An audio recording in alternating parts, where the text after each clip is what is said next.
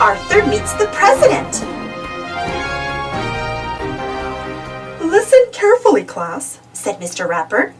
This is a national contest, so do your best work. I love contests, said Muffy. What do I win? The winner visits the White House in Washington, said Mr. Ratburn. What do we write about? Asked Arthur. The subject is how I can help make America great, said Mr. Ratburn. Everyone started writing.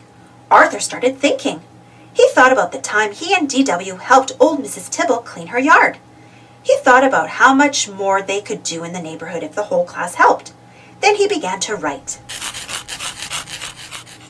Weeks later, when Mr. Haney, the principal, was opening the mail, his hands began to shake. It's a letter from the president, he gasped. Mrs. Tingley, the secretary, fainted. Prunella, who was in the office with a stomachache, suddenly got better. Open it, she shouted. Mr. Haney clicked on the PA system. Attention everyone! The President of the United States has written to announce the winner of the How I Can Help Make America Great contest. And the winner is our very own Arthur. He and his class are invited to attend a special ceremony at the White House. Mr. Ratburn's class went wild. Congratulations, Arthur, said Mr. Ratburn. You'll have to work hard to memorize your paper so you can recite it to the president next Wednesday. Memorize? Recite? Asked Arthur. Of course, said Mr. Ratburn. We'll all be there cheering you on. You're on TV, screamed D.W. when Arthur got home. Listen! He will recite his winning essay to the president and all of America, the announcer was saying. I feel sick, said Arthur. Not as sick as you'll feel when you're giving your speech, said D.W. There's so much to do before we leave, said Mother. Arthur, you'll need a new suit. What about me? asked D.W. I need to look beautiful when I meet the president. The president is very busy, explained Father. He'll only have time to meet Arthur and hear him recite his essay. If I can remember it, said Arthur. Of course you can, said Father. Just relax. Pretend I'm the president and practice right now. The thought of sitting next to the president made Arthur's mind go blank. He said. Uh-oh, said D.W. Monday at school, everyone was busy planning the trip. Oh boy, no homework for 3 days, said Francine. Not quite, said Mr. Ratburn. Everyone groaned. Each of you will have to do a report, he explained. As we tour Washington on Wednesday, you will be our guides. So get to work. I'll see you all at the airport tomorrow morning. Arthur tried to study his speech on the plane.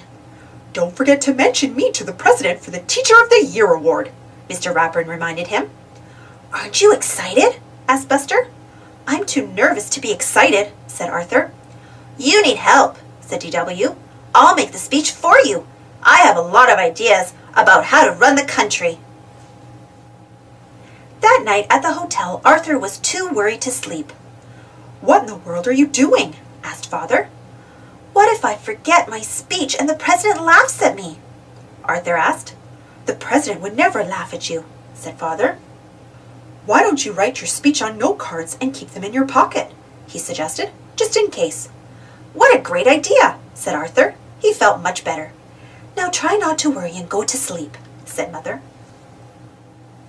The next morning, everyone met in front of the Jefferson Memorial. Arthur, you look so handsome, said Francine. Ready to meet the president? asked Mr. Ratburn. I guess, said Arthur. He reached into his pocket to make sure the note cards were there. Time for your reports, called Mr. Ratburn. Only 1 more hour until we're due at the White House. Our first stop is the Washington Monument, the tallest building in Washington, explained Francine. 898 steps to the top. Everyone ready? Are you kidding? said D.W. I'm taking the elevator. This is the Capitol, where Congress makes the nation's laws, said Sue Ellen. I think we all know how important it is to obey the law, said Mr. Ratburn. The National Museum of Natural History has great mummies, said Buster. Follow me." "No thanks," said Muffy. "I'll meet you at the gift shop." The last stop was the White House. "It's so big," said Arthur. "Not as big as Muffy's house," said DW. "The White House has 132 rooms," said the Brain. "Every president except George Washington has lived here. It has a barber shop, clinic, indoor pool, theater, gym, and its own library." "And the president's office has fancy gold curtains just like the ones in our living room," said Muffy. "Excuse me," said the president's secretary. "The president is arriving. Please follow me to the rose garden." Arthur gulped. It was almost time. He took out his note cards. Suddenly, a strong wind blew through the garden. "Here comes the president!" squealed Muffy. "My speech!" gasped Arthur. "Relax," said Mr. Ratburn. "You'll be fine." DW wasn't so sure. She had a plan. Arthur had never seen so many important-looking people. "Good afternoon, Mr. President," he began. "When I think about what I can do to make America great, Arthur began to feel very warm. His knees began to shake. His mind went blank. "This is the worst day of my life," he thought. Suddenly, Buster giggled. Soon everyone else joined in. Even the president was laughing. Arthur turned bright red, and when Arthur saw what they were laughing at, he laughed too. Now Arthur felt much better. He recited his whole speech without forgetting a single word.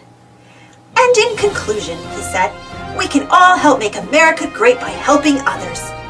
"Good," said DW. "Then help me down." Thanks for watching. Don't forget to subscribe and share, and follow me on Instagram. See you next time.